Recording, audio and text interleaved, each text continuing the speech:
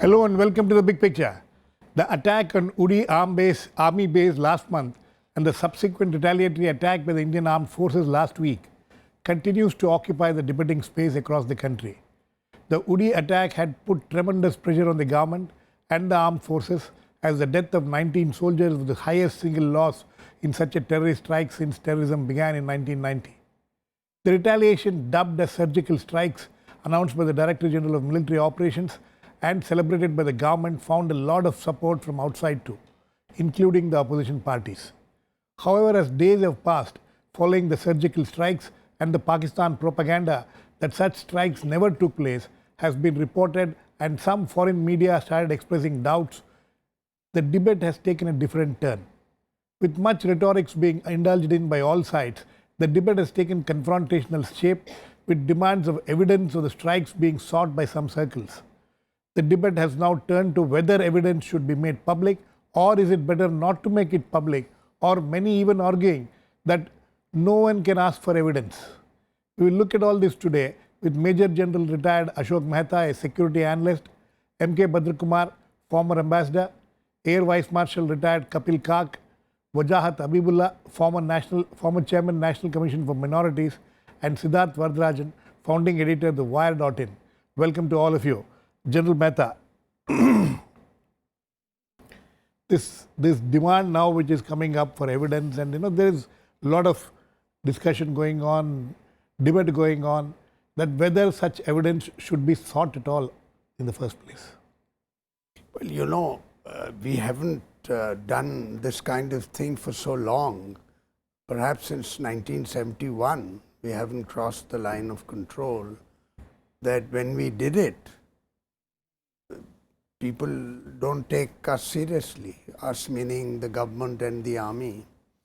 Now the question is that there is doubt not only across the line, that is in Pakistan, but equally there is doubt on our side of the line too. Now this double doubt has led to a situation where the question that you pose, what is it that you are going to do? Are you going to put this raid, surgical raid, I don't call it a strike, I call it a raid. Are you going to put the sequence of events and how this happened in public? And by putting it in public, you raise many questions, starting with doubting the credibility of the Director General of Military Operations, the Chief of Army Staff, in fact, the credibility of the government. On the other side, the Pakistanis in their propaganda have taken journalists to the site. In fact, they took this team of 20 odd journalists to a place called Tattapani, which is opposite Mendar sector, and I've served there and I know that area. That is an area where one of the actions took place. Altogether, as you know, we went in at 5 places. 4 of them were north of the Pir Panjal and 1 was south of the Pir Panjal. This particular place where the army, the ISI took the journalists was there, and they say, well, there's nothing. Now, it's very strange that people who are not familiar with how military operations are carried out, you are not going to find any evidence of what the operation that has been carried out, because there are, at places there may be structures, but at this place apparently there was nothing to show. Now, if you go by what has appeared in one of the newspapers today, then those 3 places which are north of, then there is some evidence which is coming out. So the first point that I make is that does it serve our purpose to make the evidence transparent and declare the evidence, or do we say that, look, We are not going to make this public for the reasons that this will compromise the future operations. What is your stand? Well, my stand is that no, there is no need to declare, to provide evidence of the fact that such an operation was carried out, because yes, it has been carried out, and how can you doubt that it is carried out? Nobody gives evidence after they carry out operations. This is the first time, because the Pakistanis, in order to save their skin, the Pakistanis, in order to raise doubts, have created the situation. Here much. I like because to, both your views are very important here. No, I think firstly I'll start with a different view as far as Ashok's point is concerned. LOC has been crossed. It's in the public domain. It's not the first time LOC has been crossed. First time it has been declared that 2008, 2009, 2011, 2013 from our side. It's also been crossed from Pakistani side. So we need to know this. This is a fact. But the difference is this time when we did this cross LOC raid, I tend to agree with him on that point, not a surgical strike. This has been publicly acknowledged, because the reason was that there was over the years a kind of a huge sentiment within the country, cutting across all states and societies, that something needs to be done. Having done that, I think the mistake that's been made in strategic communications. While we did indicate publicly Director General Military Operations has said where all actions were taken, sectors have been identified, I think some precise estimate of the casualties caused should have been said, and along with that, some primary public policy kind of narrative that we do not want to go further into the matter, and I'll explain why. That was said. Sorry, we don't know. We do not want to give more details. DGMO said we don't want to give more details. That has been said. Yeah. But I'm saying there was also a reason. This is the point you asked. Firstly, there was a policy behind it. Policy behind it was to convey to Pakistan and the international system that we mean business. We have a new narrative on counter-terror. What shape that takes, we're not here to discuss that. But alongside that, the strategy was to permit Pakistan to do a denial.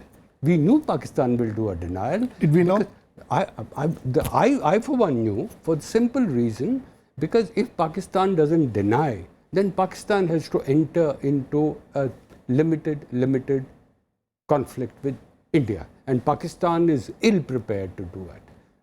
We may be ill prepared in the larger sense vis-a-vis China and others, but on Pakistan we knew that they will get a bloody nose.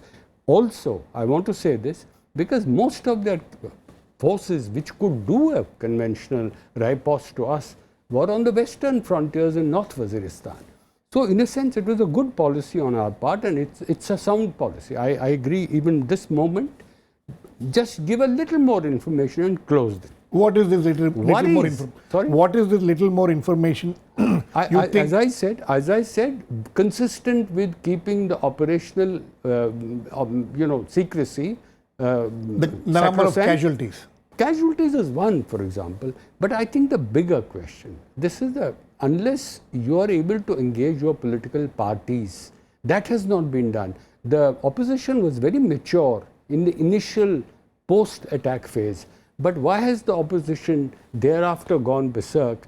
Primarily because the main parties have also now started to question that this has not happened. I mean, there are international media have also raised this question. But I think we don't have to worry about that. As a nation which has a great power claim, it has to stay its course, it has to do its strategic communication, and in a sense, I believe, I can say it in the public domain, that there has been communication between the NSAs immediately after this conflict took place, before the DGMO spoke, and that line is open now. That is a separate debate altogether. Mr. BhadraKumar, how do you look at this? Why has this doubt arisen now? Initially there was euphoria across parties and across the nation virtually, saying that this had to be done. It has been done. But why the doubts have arisen now? And how should it be tackled? You see, I'm not a military man. Yes. But, I have dealt with the military while in the government. And one thing I have always respected is that, that they're very careful with the words. That is amongst their many other qualities. This is one thing which always struck me. Very measured way, and there's no excess there at all. Now, one striking lacuna, which I must point out regrettably, is this, that if you go by the transcript of the DGMO's statement, there is nothing of the sort that appeared in the newspapers the next day. He never even mentioned about an operation across the LOC. Exactly. Now you see, there is a hint though. No, there is no hint. If you want to interpret it in this way, you can interpret it. Sorry, I want to come in But, for 30 seconds. He said along the LOC, and a question was asked, and he says, yes, it was an across LOC. This is DGMO's words. No questions were asked, sir. Of course, one question was, he asked. Allow any questions. No, he was asked outside, not Outside, inside. And he said, it was the across. thing is, when we are very sure about the operation, and when we have certain objectives in mind, both in terms of the optics and also in terms of the strategy in the downstream, I think there was nothing wrong in if he had been more explicit. Because we could have straight away taken the high ground. Now, what happened is, it was more explicit to what extent? It was a variant of what took place last year with regard to Myanmar. A certain brief, cryptically worded official statement, followed by a lot of debriefings and highly dramatized versions appearing in the media. And then after that, there is even an attempt to resile from the earlier versions. Helicopter, for instance, the use of helicopter. This came in on the first day. Helicopters took them across and all that. And then a minister had to interject and say that there were no helicopter involved in this. So you see, what was this debriefing about, and what was the need for it, and what was the need for exaggerated versions to be given to it, So the credibility was actually punctured by us. I think it could have been gone about differently, because we had nothing to hide.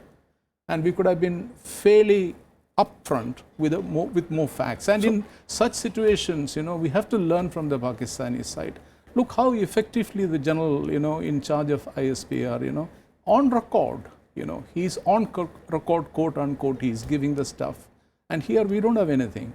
So, even after the first day, we could have come up with this. I agree that, ultimately, it's not very important, but perceptions matter. Absolutely. And perceptions matter internationally also. Now, when a highly reputed journalist like Pamela Constable, highly respected person of Washington Post, when she puts a question mark on it, it gets read even in the White House, because she is an ace South Asia hand. She was a bureau chief here. Right. And a person of a great professionalism, Okay. Mr. Habibullah, how do you look at this entire debate? You think that, how do we bring down these rhetorics? Or is it something which cannot be brought down in the near future because the kind of atmosphere which prevails? No, you see, I would, in my response, really take a reference to what I had worked on, that is the right to information.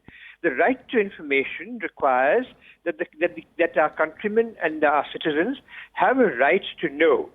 But that is tempered by the fact that where it compromises security, then that is a good enough reason for not securing it.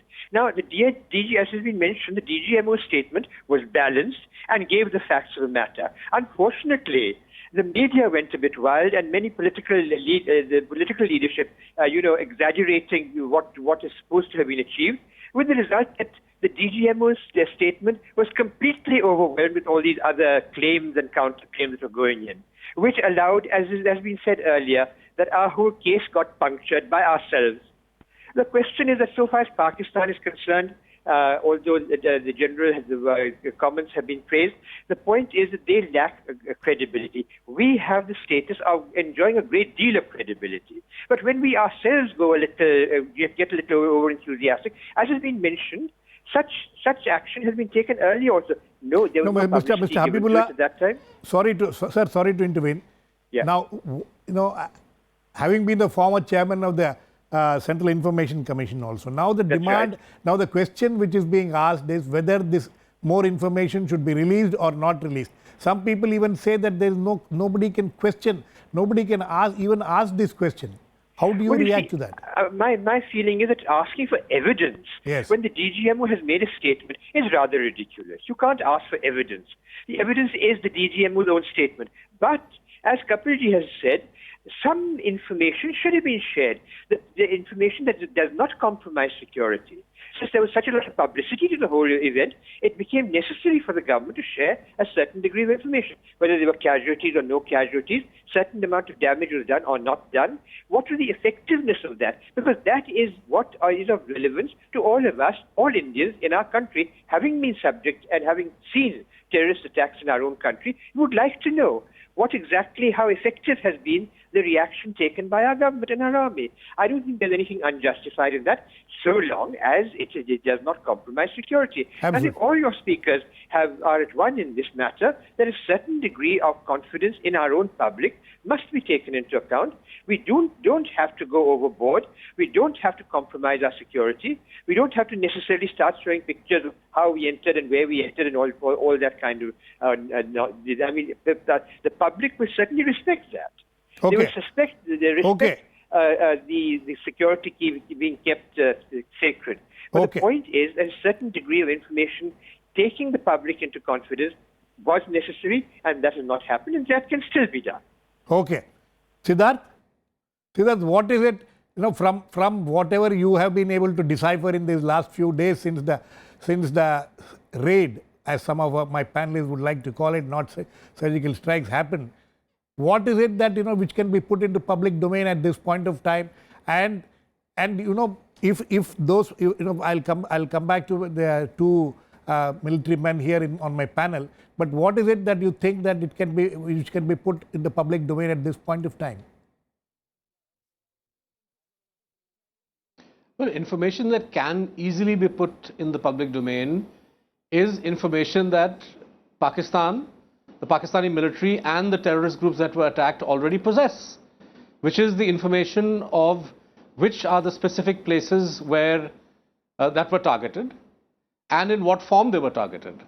So if one target was raided by commandos, this is not a secret that is going to compromise national security, because Pakistan knows it. The victims of the attack know it. So what I've been disturbed by over the last couple of days' debate, particularly at the political level, is the shrill cry that anybody who asks for any questions or wants any more additional information is somehow being treacherous. I had bargained for nationalism and hyper-nationalism to be ventilated, but for irrationality to take hold in this way, and for people to say that even identifying the location of the attack or the mode of attack will somehow compromise national security, the very idea is preposterous. There is no issue of demanding or the government making public information or evidence that the Pakistanis do not possess. So I, for one, have never argued that video footage should be released or other details. But the paradox is that having been excessively parsimonious in the DGMO's press briefing and not giving information that could easily have been put in the public domain because the Pakistanis already had that information, somebody in the government has been leaking information, unnecessary information, about helicopter movement, about identifying the units that crossed. I don't see why this information ought to be given to the Pakistanis or anybody else on a platter, whereas information that they already have, why that information should be denied to the public of India. At stake is not the issue of evidence or trusting or not trusting. The fact that the DGMO has said that various points were targeted, I think is fine. I mean, that should be taken at face value. There's no reason to argue with that. But in order to be able to have a discussion on the effectiveness of this strategy, it's important that the information on, after all, in order to assess whether this is a valid strategy, some sense of the cost and benefit involved needs to be, And it the needs to put out details in the of that public need to domain be also. available Okay. for people to be able to assess this. Okay. So this is not, as I said, this is not information that in any way compromises national security. Absolutely. Now, General Mehta, what is it that what is the information in this entire episode which can compromise national security, and what are such information which doesn't and which can be put out in public domain? No, I think the fact that the DGMO has made a statement, now for him to come back again and say, well, I should have added this and I can add this, that information is already in the public domain. And what is in the public domain is this, that he has said, it's very important now in the light of this discussion to go back to what he actually said. And he said, if I recall correctly, because we got a separate briefing, I can now tell you that we got a separate briefing, some of us who go on television. But that separate briefing was no more than what was already said. And questions that were asked were not answered. For example, on casualties. Now, what he said was, and I have no hesitation as a military man in repeating, that the operation, casualties. significant casualties. Significant casualties. And the problem was that if you had to go in, do the damage at the launch pads. The target was the launch pads. There was information that these people were collecting there. It was a preemptive raid. All that has been said. And that what has also been said is that they targeted launch pads. And these were 5 to 7, actually probably 5. This information came out later. Now, Bhadra just talked about along the LAC. Now, along the LAC doesn't mean that Across the LAC. It means across the LAC.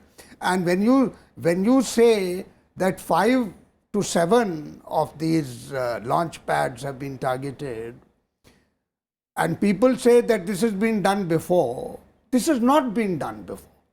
Let me emphasize this. No, sir, that is... No, just 1 second, because the political leadership of the other parties is saying, and some of my colleagues are also saying that this has been done before. What has been done before is targeting a single post.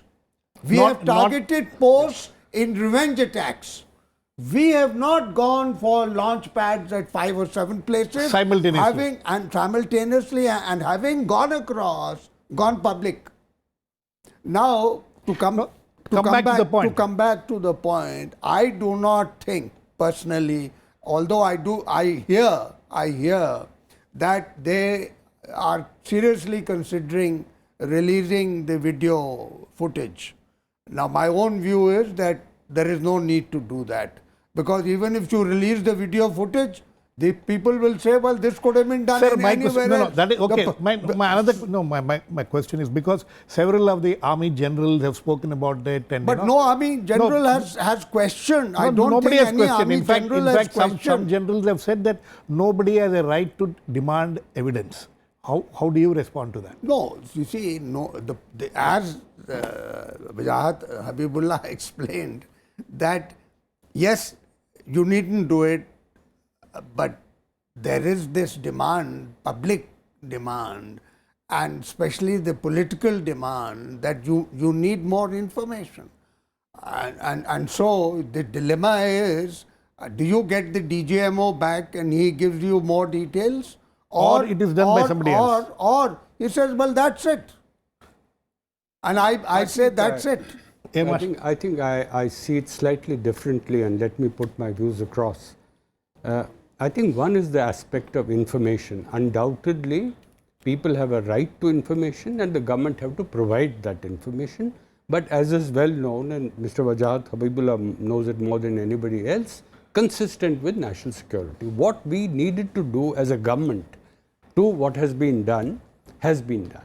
I think further elaboration at this stage now, because of the rhetoric that has visited And Pamela Constable has her own agendas, but I don't know on what basis she doubts that this has not happened. That is the more fundamental question. But as I was talking earlier, I mentioned about the level change. I think this has to be looked at in terms of Pakistan's deniability, the need for both countries to de-escalate the situation as it prevails. This is a month of festivals, and then look forward to where we will go. It has now been established that depending on the size of the casualty attack resulting from a cross-border terror, there will be a component of a military response. That is very clear, and India has to live up to it. But let me make these two quick Very points. quickly, sir. Media. I don't know why we are not talking about media. May I suggest to the viewers that there has been a complete blackout in the media in Pakistan, thanks to management by the Pakistan Army, that which were some free impulses were apparent, especially in the electronic media, particularly Jio TV. All the Urdu press, I don't know how many track the Urdu press, all the Urdu press has not uttered a word about these strikes. Why? Why? The reason is Pakistan wants to deny it. It's giving space for India to de-escalate. India is not going too much with information, giving space to Pakistanis to now control the situation. Mr. BhadraKumar, where it is. Mr. BhadraKumar, internationally, how important is it for us to come out with evidence? Is it necessary? Is the international, are the nations expecting us to come out with evidence? You see, now I think it is increasingly becoming a moot point. The better thing would be, in my opinion, is to look forward, because it's a lose-lose situation. We can give information, but then that information may contradict a lot of things which have appeared in the press, on the basis of which, is at least a certain segment of opinion in India has suddenly, become very euphoric. So why dishearten them? Number one. Secondly, the point is, it doesn't really look good that, we have interpreted this as the birth of a new India, and in military terms as a new strategy, military or foreign policy terms, as a new strategy toward Pakistan. And then after that, if we fall flat on this publicity front. So I think the damage has been done, and also it is partly also the ruling party has to bear the responsibility for it, because this should not have been owned as something of a legacy of a BJP government. This should have been taken forward, because the point is, apart from this technical point that there was single targeting in the earlier instances. In fact, it began, I can tell you, in the 90s. Not even last decade. Absolutely. But now it is multiple target. That apart, see the way it has been differently handled. Our intention is to give a message to the Pakistanis. Okay. Siddharth, very quick last words to you. Should India go ahead and give some evidence? I don't like this word evidence, quite frankly, because what India should make public, and it should have made this public on day one. Two very simple things, or three things. Which places did you hit? In what manner were they hit? In other words, were some of them hit by mortar? Were some of them raids? Because this information is known to the Pakistani side. So the public can also be informed about it. And third, what damage was inflicted on the Pakistani side, terrorists in terms of casualties. I think that's all that the army needs to, and this is merely to allow a rational discussion on the costs and benefits of this new strategy. Okay. I think on that note we need to end. That is what all my panelists are saying. Let us wait and watch how the government will react to it. What kind of information, if they want to release, will be released. Thanks to all my guests. Please keep watching. We'll come back with another issue in the Big Picture same time.